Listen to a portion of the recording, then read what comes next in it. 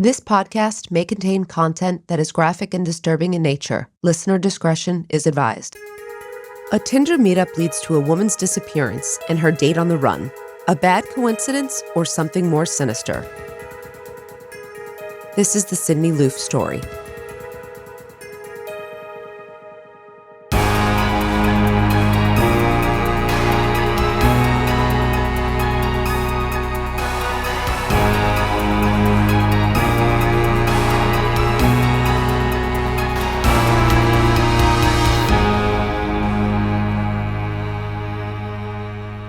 Hi, Amy. Hey, Meghan. How was your weekend? My weekend was great. I had company, as I know you did as well. I know. That's right. We're both entertaining. It's nice that we both have houses now to finally entertain in, right? Yes, and I can't wait to come visit you with the family in a few weeks. I know. We can't wait either. I have to talk to you. I have some ideas for fun stuff for us to do, but we won't bore the listeners with that. So today's episode was suggested by a listener as well. So we would like to thank Mary Ruth for bringing Sydney's case to our attention. I also, Amy, want to take just a moment here to thank the listeners who've taken time to review our show. Some of their comments and reviews have just been so lovely and so insightful. I'd like to read one that was particularly meaningful to me. This listener says, I would love to take a class with one of these women. I love how they look at things from each angle and how they agree to disagree on some things while treating each other and the listeners with integrity. I love that. I didn't read that one. That's really nice. I think it's really nice, and it says it all for us, and I can't tell you how much it means to us that our listeners see it and that they hear it. We will continue to do our best in this regard, and we really appreciate the support. Now let's meet Sydney Loofe. Sydney was born in 1993 to parents Susie and George Loofe, and she had both a brother and a sister. The family lived in Nebraska, Nebraska, and by all accounts, Sydney had a wonderful childhood. While she was diagnosed with scoliosis in high school, which definitely slowed her athletics a bit, she didn't let it stop her. Sydney was described as a warm, kind person that everyone liked. She was good to others, generous in opening her home to people who were in need, and compassionate. After high school, Sydney moved to her own apartment in Lincoln, Nebraska with her kitty, who she adored, and she worked at a hardware supply chain called Menards. I've never heard of it. It's like the Midwest version of a Home Depot or a Lowe's. After spending a few months in her new town, Sydney was interested in starting a romantic relationship, and she went on Tinder to try to meet someone, just like many people do. While she was on there, Sydney quickly matched with a young woman named Audrey, and the pair began messaging one another. After about, I'd say, 100 text message exchanges, the pair had their first date on November 14th, 2017. Sydney and Audrey had a wonderful time on their first date, so they decided to go out again pretty soon. In fact, they decided to go out the following night, which would be November 15th, 2017. Sydney went to work on the 15th, and based on an adorable photo she posted that evening, caption, "Ready for my date?" we know that she was really excited to see Audrey again. She was feeling happy. But this posted photo was the last time anyone would hear from Sydney. The first inkling that something was wrong was the very next morning. On November 16th, 2017, Sydney did not show up to work, which was very unlike her. She had always been a very reliable employee. Sydney's family also couldn't get in touch with her, and after 2 days of no contact, her parents drove the 2-hour ride to their daughter's apartment. When they got there, they found Sydney's cat had been left without food and water, which Sydney would never do. Her car was also in the driveway, and her belongings looked untouched, but there was no sign of Sydney. Her parents immediately contacted the police to report her missing. And that's always an indication in some of these cases, especially with animals. We would never leave our animals, of course not. Investigators interviewed everyone Sydney knew, and they looked up as much surveillance as possible for the last few days or the prior days before she disappeared. They found that Sydney had left Menards at the end of her shift around 6 p.m. on the night she had her second date with Audrey. Again, that was November 15th. But that was the last time Sydney Loofe turned up on any video surveillance. Meanwhile, Sydney's friends and family were doing everything they could to locate her. Was the plan that Audrey would be meeting her at Sydney's house, picking her up at work? Do we know what their plan was for that evening? I believe she was going to pick Sydney up from her home. From her home, okay. Sydney was going to leave work, go home, Yep. and, refresh Gotcha. a little bit. This happens now where people's friends and family, they have to act as their own detectives in their case, right? And it's what I think you and I would probably do too. So Sydney's friends examined those photos that Sydney posted of her date with Audrey. And one of the friends decided to create her own Tinder profile to see if she could match with Audrey and get some information about her. This reminds me of Sarah Butler's case. I believe her family and friends did something similar to try to find where she was as well. Very smart. That's right. So much to her friend's luck, she actually matched with Audrey really quickly. And she was able to start a conversation with Sydney's last known contact. After she started this conversation, Sydney's friend was able to get Audrey's phone number, which she immediately handed over to the police. Amazing. Good detective work, right? Really good. Investigators got a hold of Audrey and questioned her about Sydney's whereabouts. Now, Audrey was adamant that she and Sydney had had 2 very nice dates where they drove around talking and smoking some marijuana. But after the second date on November 15th, Audrey said that she dropped Sydney off at a friend's house and had not heard from her since, even though she said that they had a good time and they were going to see each other. They were planning to see each other again. Police were suspicious at this point, Amy, but they didn't have enough evidence on Audrey to pursue anything. In the meantime, days went by and there was no word from Sydney. As we've discussed in several other episodes, the first 2 days of a missing person case is really critical. And the longer that time goes by without hearing from a missing person, the lower the odds are that they'll be found alive. So Sydney's family was getting really scared. But police were able to look at Sydney's cell phone records, and they found a ping off a cell tower in Wilbur, Nebraska. Okay, Wilbur is a very small town on the outskirts of Lincoln, Nebraska, just to give you some geographical context. And it gave investigators a definitive location to start looking for Sydney. Meanwhile, her friends, Sydney's friends, were spreading the word of her disappearance on social media and holding candlelight vigils at her old high school. Her family had billboards, posters, and pictures spread out all over the area in an effort to find Sydney. The community pulled out all the stops, Amy, but more days passed and there was no word from Sydney. While the family was really hoping for good news, investigators were taking a hard look at Audrey. And what they found out was that Sydney's Tinder date wasn't even named Audrey at all. Oh, wow. So who was Audrey really? Well, her legal name was Bailey Boswell, a young woman who grew up in Leon, Iowa. So who is Bailey and what's her background? Bailey's father had reportedly been murdered when she was quite young, but she was reportedly still a happy child who was a very talented athlete at school in both basketball and running. Bailey went to college on a basketball scholarship, but reportedly got involved with a man who was very abusive during her time at college. The pair had a child together, but the child was removed from their care due to substance abuse issues in the home and a concern for the child's welfare. Is Bailey around the same age as Sydney at this point? Yes, they were around the Okay. same age, both in their 20s, early to mid-20s, yes. Bailey eventually left that abusive relationship, and after she did, she posted an advertisement on Backpage looking for a, quote, sugar daddy. Do you remember Backpage? Nope. Should I? What is it? No, it was a long time ago. Backpage has been actually shut down since it served as an advertiser for sex trafficking.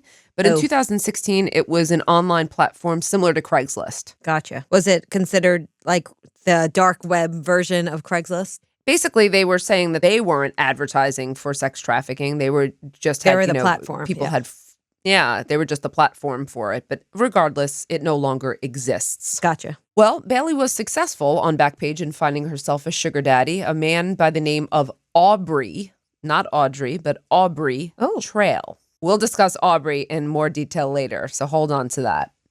So what was Bailey doing on Tinder using a false name? Well, Bailey had several pending fraud charges against her, so it's possible she was using a fake name to stay under the radar. When police found out about her record, it put them on high alert. Guess where Bailey lived, Amy? Well, I'll tell you. Wilbur, Nebraska. Yep. Okay, that makes sense. So that's the town where they got Sydney's last cell phone ping. The police were very concerned for Sydney's safety at this point, and they got a search warrant for Bailey's basement apartment. Bailey was nowhere to be found when investigators knocked on her door, but they noticed the apartment was spotless, like so well cleaned The bleach scent could be smelled outside the apartment and by the other neighbors. In fact, Bailey's neighbors had complained to their landlord that the bleach smell was so strong it was making them physically sick. Oh, that's not a good sign. No, it's not a good sign. Police officers found Viagra and several sex toys in Bailey's apartment, which is not indicative of a crime by itself by any measure. But combined with the other evidence, they were growing very concerned about Sydney's safety. So the key to Sydney's disappearance seemed to lay with Bailey Boswell. That's what investigators thought. Now, as the police were looking for Bailey, remember, she wasn't there. The case takes a bizarre turn in that Bailey posts a Facebook video explaining that she and Sydney went out twice, but that was all, and that on the second date, she dropped Sydney off at a friend's home and expected to see her again. But the Facebook video didn't just feature Bailey. Remember Bailey's sugar daddy, Aubrey Trail? Mm-hmm. He's also in the video with her. Aubrey Trail was 51 years old, so much older than the early 20s Bailey. And he did most of the talking in this video. I was going to ask you, what role did he play? I looked at it, of course. The video was like 9.5 minutes, and I think Aubrey is talking for about 7.5 minutes. So he was explaining that he and Bailey were forced to keep a low profile right now because the police had been spreading lies about them and their involvement in Sydney Loofe's disappearance. He just inserted himself. Well, the police did contact, they were looking for her when they found out that she lived with him. I believe they were curious about the both of them. And they did actually speak to the both of them. Mm-hmm. Aubrey maintained that he and Bailey had nothing to do with Sydney's disappearance and that they had cooperated entirely with law enforcement. Mm. I would encourage you to listen for yourselves, but I can tell you most of his rant, and that's what it comes across as, is about the pair being falsely accused and having been totally cooperative and have, no wrongdoing. Any regard for the victim here? I hope she's found. Yes, they did say that. They said they wish the best for Sydney and her family, but Aubrey ended the video in a bizarre way, saying, quote, I mean, no disrespect to the family, but as far as the police department, fuck you. Oh, so okay. I don't think that's a very wise move for two people on the run and who are being sought by the police, but I don't think that would have occurred to Aubrey Trail either. Aubrey, as I mentioned earlier, met Bailey through Backpage, and while he claimed to be a legitimate antique dealer, he was actually a very seasoned repeat offender with a long history of various financial crimes, mostly involving writing bad checks, forgery, and theft. For background, Aubrey had reportedly been abandoned by his parents as a child and spent most of his formative years in foster care before being returned to his remarried mother. Unfortunately for him, he was then subsequently abused by his stepfather in that relationship. So he had a bad background. No, it sounds like he had a tough start. He definitely did, and he was in trouble a lot. He wound up in a juvenile detention center at the age of 17, followed by several prison stints and parole. He was a well-known entity to the police, and it was now imperative they find this couple and bring them in for questioning. Investigators tracked Bailey and Aubrey to Branson, Missouri on November 30th. So this is just about 2 weeks after Sydney had disappeared. So these two are on the run, it seems, or they have reason to be in Missouri? Oh, they're on the run, for sure. And they left a veritable breadcrumb trail of their whereabouts all over surveillance cameras in various places. So it did not take the police long at all to catch up with them. What's most interesting to me about this couple is that while they both had rap sheets individually, they were also fraudsters as a pair. So they stole and sold antiques across the Midwest to support their lifestyle. But as detectives questioned them, details about the pair and their relationship shocked law enforcement. The fraudulent antique business provided the couple funds to pay young women to be part of their, quote, family. And these women were recruited by Bailey through her fake Tinder account. So remember, was her Tinder account just for fraud? And being wanted? Not necessarily. What would happen is Aubrey would then pay the women who Bailey recruited to be in a sexual relationship with him. He called himself the vampire sugar daddy and the women his witches. Aubrey had rules for them that included they weren't allowed to see other men and they had to frequently call and check in with him. I mean, every couple of hours. I'm sorry, Bailey was recruiting or she was involved in the relationships as well? Both. Okay. She was recruiting and she was involved in these relationships, yes. In some ways, this was like a backwards prostitution ring and almost cult-like, but not quite. We're going to unpack this cult, not cult idea later on in the episode, but police had enough evidence after the interviews to arrest both Aubrey and Bailey on December 4th, 2017. Sydney was still missing, Amy, and the couple gave no indication in their interviews where Sydney might be. However, shortly after Bailey and Aubrey's arrest, investigators located Sydney, and unfortunately not in the way her family and friends had hoped. Pushed back along the side of a gravel road in Edgar, Nebraska, which is about an hour from Wilbur, where Sydney's phone last pinged, Sydney Loofe's body was found dismembered in multiple, and I mean many, many, many garbage bags. The remains were already in an advanced state of decay, but the medical examiner was able to determine that Sydney was strangled to death. There was the petechial hemorrhaging in her eyes, which means that, her eyes had those small red or purple dots due to ruptured blood vessels. And this is very indicative of strangulation. Sydney's death was officially ruled a homicide with dismemberment to follow. When confronted with the evidence, would Aubrey and Bailey confess? I can guess what's going to happen. Oh, yeah? They're going to turn on each other. Let's see. You might think so. I could tell you that they would not confess. They both opted to go to trial. Aubrey would even take the stand in his own defense. Were they tried separately or together? They were tried separately. We've discussed this in other episodes, people who take their own stance. It's pretty rare for people to take the stand. And I'm pretty sure that it was a bad move, especially when you don't have much credibility. You're a convicted felon, which Aubrey was. What's his defense? Is that he had nothing to do with it, or is it an affirmative defense? Yeah, let's start with Aubrey. Good question. While Aubrey would not confess to detectives about murdering Sydney, he did confess to killing her during his time on the stand. However, he claimed that it was an accidental murder, okay?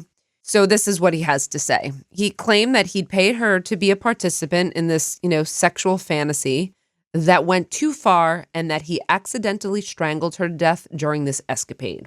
He said that afterwards he panicked, dismembering Sydney and dumping her remains.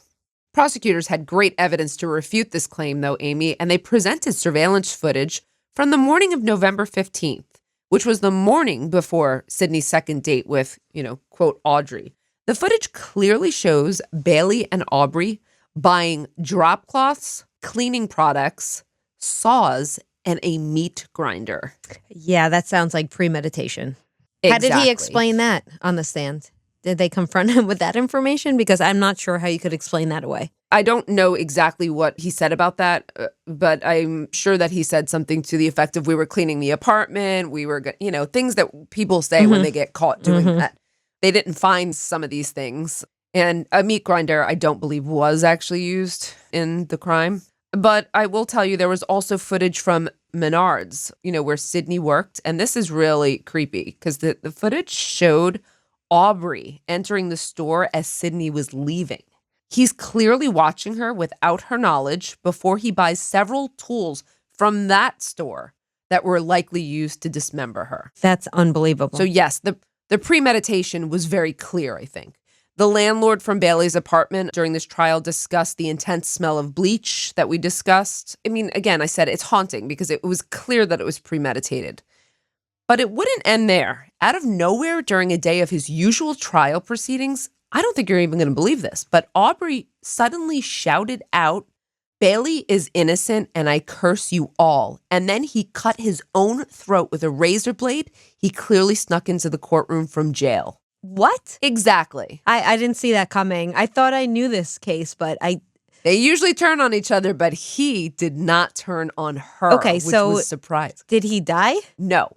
He survived this suicide attempt, and the trial continued without him, even though his counsel had petitioned for a mistrial.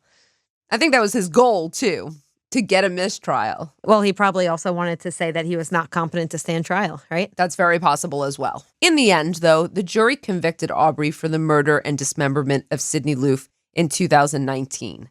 The court found that he had met the criteria for depravity in that his act was premeditated, senseless, his victim helpless against him, and that he unnecessarily mutilated her.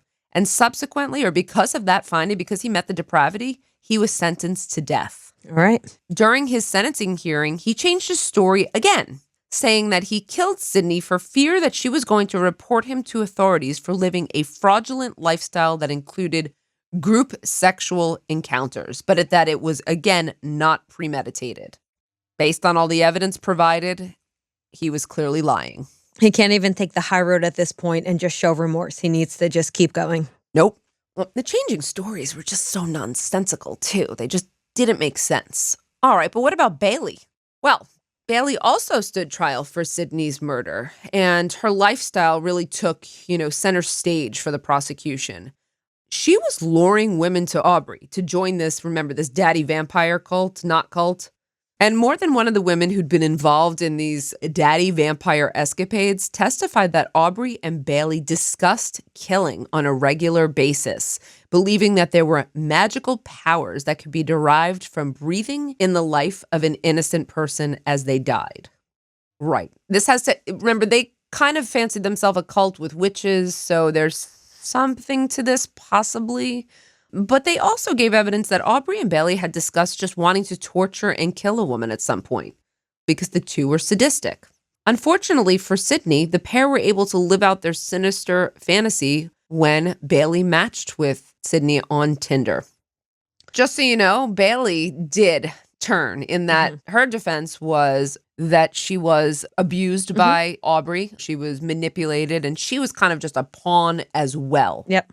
But I got to tell you, that did not bode well at her trial. The other women who testified, did they say that they were abused? Were there any violence against these women, or it was all consensual sexual acts? It was consensual in some regard, but, you could tell Aubrey, he was a control freak. I wouldn't necessarily doubt that he was abusive at some point, but I don't believe that was the crux of their testimony. And there was a lot of evidence to show, or a lot of examples of ways in which Bailey was her own leader. There wasn't really any evidence that she was abused, and the jury did not believe it. In the end, Bailey was convicted of first-degree murder, and that was in 2020, but she did not get the death penalty. She got life in prison. They did not find that she met the depravity standard, and I'm not sure what the difference was legally, or if it was more of an extra-legal factor of gender. We'll talk about that at the end. Okay. So we have a lot to unpack here for how to explain the pair's behavior criminologically. I got to tell you, I sat with this for a while, just so you know, sat and thought on it. So I'm going to try to give this a try, and then I'm going to ask you to help me or ask you, what you think, what the difference is, or if you have another opinion. But let's start with Aubrey. Aubrey's clearly a career criminal. He began offending early in his life and continued to over and over again. What's interesting to me, Amy, is that his worst offense was at age 51, much later than the usual desisting years of late 40s. I see you have a hand up, though. Go ahead. Yes, because that just means he got caught at 51. That doesn't mean it's his first offense. No. But I said not first, worst. As far as we know, it's possible that he has murdered before and just got away with it. Although I'm not sure that I believe that to be the case, but it's always something we have to think about, that it's possible. We only know what we know. That's possible. He just didn't seem like the sharpest tool in the shed. I just feel like he probably would have been caught for something as serious as this. I'm not sure that you're right. It's a fairly good point. I just thought it was odd. If it is, it's weird that this was the age at which he committed this offense. That's not typical. Most offenders do not have such a violent offense for the first time at 51. Yes. Aubrey seemed to be the product of broken social bonds with no love or attachments to family or other pro-social institutions. So he turns to crime. That's not very surprising. We've seen that before. We teach about this. Social bond theory is very strong. There's social bonds that keep you attached to society and prevent you from committing crime. And that's family, friends, your involvement in social activities, but in pro-social ones, your belief or faith. So I don't think Aubrey had any of those. So I'm going to say his lack of social bonds is one of the reasons he turned to crime. Now, he's also, Amy, an innovator in criminological terms, which is basically finding a criminal way to earn a living due to blocked opportunities, which usually stem from lack of education, vocation, and really the support that goes towards getting a mainstream profession. So I'm also going to say his financial crimes are in response to strain theory. So stress or frustration from blocked opportunities. And so he turned to the response of innovation, which is one of the 5 ways that people respond to strain. I don't think that theory could be used to explain the crime against Sydney, though. Do you see any? Absolutely I know you're not. explaining his Nope. trajectory, though. Okay. I am. And I'm explaining how I think different theories kind of account for different parts of his offending and at different parts of his life. He's more complicated. And I really think that Aubrey also wanted power and control over young women. He established this cult-like framework, which most cult leaders do. But I think the difference is that Aubrey wasn't charismatic enough to be a cult leader. So instead, he's paying young women for sex, which is not a cult by any measure. But he had a distorted view of himself as someone who had more power than he did. And I think that's ironically probably because of how little power and control he had in reality.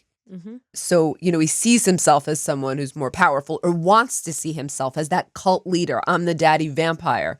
But I think it's because this man was actually very powerless. Possible, right? Okay. Combined with all of these factors, Aubrey has a lot of telltale signs of antisocial personality disorder. Were you going to bring that up? That was going to be, for me, my main theory with him has to be something, a psychological, biological explanation, because it just, it's too heinous. It is. And what are these? So I said a lot of telltale signs. Well, I would say they range from, first of all, his history of juvenile offending, which is a key characteristic of antisocial behavior, to his parasitic lifestyle, his promiscuity, his manipulation, his proclivity for lying, his lack of remorse. I'm going to go ahead and say that he would score very high on the Hare psychopathy checklist, which measures personality disorder on a 40-point scale. I kind of mentally went through and started scoring him. I'm like, I think I put him at like a 36 or 38. He also has delusions of grandiosity by being like the leader of this, quote, cult. Yes. So I think, Amy, the crime itself is very shocking, but I don't think it's a surprise that Aubrey committed such a heinous act. Do you? No, I'm more interested in understanding Bailey because it doesn't surprise me as much when you look at Aubrey's background and some of his personality traits. But Bailey, I don't know enough about her to really understand. Bailey is, I don't either. I got to say she's more complicated. I'm going to attempt it right now. But Bailey is more complicated in this situation. Bailey grew up without a father, as I mentioned earlier. But she had a devoted mother who raised a reportedly happy child by all accounts. It does seem, from what I read, that there was a shift following high school. And I believe that Bailey's abusive relationship with her child's father probably led her to some very serious, strain and anger. And I'm not sure that Bailey had the proper coping mechanisms to deal with this at all. The fact that she immediately went looking for a sugar daddy or someone to financially support her right after this, shows a level, I think, of immaturity as well. And I think that Bailey was attracted to Aubrey because he was older. I think he was probably able to pick up on the cues from Bailey that she was abused. And it might be, easier for Aubrey to steer Bailey in his direction, which I think is why he likely sought out much younger and more vulnerable women. So I believe that Bailey was eager to please Aubrey in that regard. I believe she saw him, maybe it was somewhat of a father figure, just older stability, something that she didn't have in her childhood, and then something that she really lacked in her relationship, an abusive relationship, was, I think that was substantiated too, that she was abused. I don't know that Bailey would have committed an act like this if it weren't for meeting Aubrey, but I suspect that she would have committed other crimes. I do. I think she would have been an offender in different ways, maybe not this extreme. I think she had a lot of anger. And I'm not saying, by the way, I just want to make it clear, I am not saying all people who are abused act out this anger by abusing others. That's absolutely not what I'm saying. I just think in her case, she had some anger, and it did seem to be following that relationship. It also seems to me that in this circumstance, if Bailey happened to meet someone who was a healthy relationship, it could have turned things around for her. It's where we get that like nature, nurture, like which path it takes you down. I think if she met someone in a loving relationship, maybe she would have continued to commit the crime she was committing. I don't know. Maybe it wouldn't have escalated to violent crimes. I think the fact that she met Aubrey is what kind of set her down a certain path. So you're kind of talking about life course theory then, right? Yep. When I talk about, I forgot when I say trajectory, that's life course. But yes, I'm talking about life course theory that, there's certain points in a person's life that could have them desist from crime or continue on. And I think in this case, Bailey was down the trajectory of committing crime. And I think had she met someone that would have been a healthy relationship, or had she found a job or some sort of positive social bond, I think it's very possible that she would have been a desister, or at the very least that she would have never escalated to violence. It's a great point, Amy. Thank you. I also don't believe that she was afraid as Aubrey, as she or her defense claimed. What I think is possible is that she was afraid of losing him. And I think that she enjoyed the power that she got from luring victims in. I think it was her way to exert power. I think in some ways also that this was learning theory. And I guess I say that because I see Aubrey as kind of the teacher and Bailey as his willing student. Yep. Do you see that as well?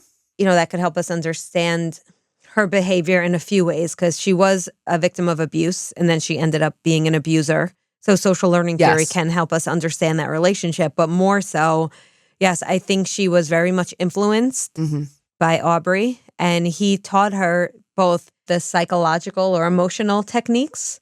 In other words, like how to neutralize how she was feeling, possibly if she was having any shame or guilt from what she was doing. Right. And also probably practically, he probably was the one who taught her. I'd be curious to know who was the one who actually strangled Sydney, who was the one who dismembered. Was one of them more instrumental in the murder of Sydney, and the other person, like I'd be curious to know. I mean, I'm going to guess Aubrey strangled her, even though that's not necessarily true, just because, strangulation is more so a male's game. And he was a big guy, a really big guy. And Bailey is small. She was kind of smallish. So I don't know if she would have possessed the physical strength. Although if Sydney was incapacitated, certainly she might have. This case reminded me, or these two remind me of Karla Homolka and Paul Bernardo. Do you remember we covered that case? Yes, and I think had they not been caught, there'd be several more victims. I don't think they would have stopped. These two would have kept going, for sure. Yeah. I absolutely agree that they're very similar to those two. Well, because Karla also claimed that she was afraid of Paul, and I believe she was. She was abused by him, and there was documented. But I think Karla was more so afraid of losing him for such a long time that she complied with his offending and became an offender herself. Okay, before I move on to discuss the criminal justice system, I think we covered theory and explaining this to the best of our abilities. Anything else, or should we go for digging this part? Now I think we should talk about the punishment. So this is really hard for me to answer, whether or not the system got it right. I'm struggling with it because you have two offenders here, both with reported histories of abuse. In Aubrey's case, it was more well documented, to be honest, but both receiving different sentences for the same crime. In her sentencing hearing, Bailey's mother begged the judges to spare her life because Bailey had a child. And I suspect this played a role in the decision to give her life in prison, even though she wasn't raising her child. Bailey's mother was raising her child. Now, the question is, Amy, is this fair? Two offenders, same crime, with difficulty discerning who did what, sentenced differently. No, I don't think it's fair. And I don't think her being a mother, especially the fact that she was an absent mother, to me, that should not even be a factor in this decision. I think you mentioned it before, that she probably got spared because of her gender. I'm not saying that I think they both should have got death or they both should have got life without parole. I'm not sure which punishment, but I do think they should have received the same punishment based on what I know. All right. I'm glad you said that. I agree with you. I'm bothered by the fact that there were two different sentences. And I don't know either whether life or death is appropriate. I'm usually stronger on one or the other. I'm not sure, but different. Is this what discretion gets us? And is that okay, I guess is the question. And I think it sounds like you're saying no. But you still favor some discretion. This is the problem when I teach my students, like the different models of justice. There's the equal justice model, which says that we should treat everyone the same, and there should be no room for individualization when we're talking about punishment. And I understand that on the one hand, because that closes the door to biases, but on the other hand, it closes the door to proper discretion, because sometimes I do think that discretion is necessary. In this case, again, I wasn't sitting in that courtroom. There might be other information I'm not aware of, but from what I know, there's no evidence that I can see that shows that Bailey was any less culpable. So I don't know if it's because of her gender or the fact that she's a mother, but I would bet that her gender helped her out in this situation. Well, it certainly couldn't be the difference in the legal factors because the legal factors were the same for both cases. Exactly. So regardless of our thoughts on this area, the system did work in terms of apprehending and convicting the right offenders. And I'm just so sorry that Sydney and her family were the victims of such a horrendous crime. It's really awful. Sydney's memory, however, survives, though, and is honored by the Set Me Free Project, an organization that provides the Sydney Loofe Memorial Scholarship for students of criminal justice and cybersecurity, in hopes that these career paths will help prevent the type of awful crime committed against Sydney. That's wonderful. Yeah, I think that's wonderful. It's a nice way to honor her memory. Okay, well, thank you again to our listener, Mary Ruth, who suggested this very interesting case. That's all we have for today's episode. We hope to see you next time on Women in Crime. Women in Crime is hosted by Meghan Sachs and Amy Shlosberg. Our producer and editor is James Varga. Music composition is by Desert Media. If you enjoy the show, please remember to subscribe and leave a review.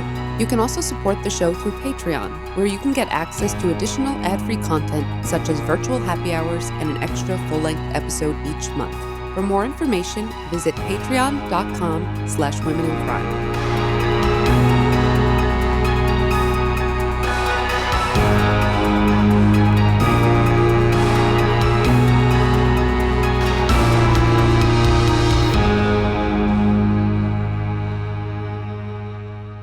Sources for today's episode include klkntv.com, an article in people.com, an episode of Heartland Homicide, and the Nebraska Supreme Court transcript of appeal.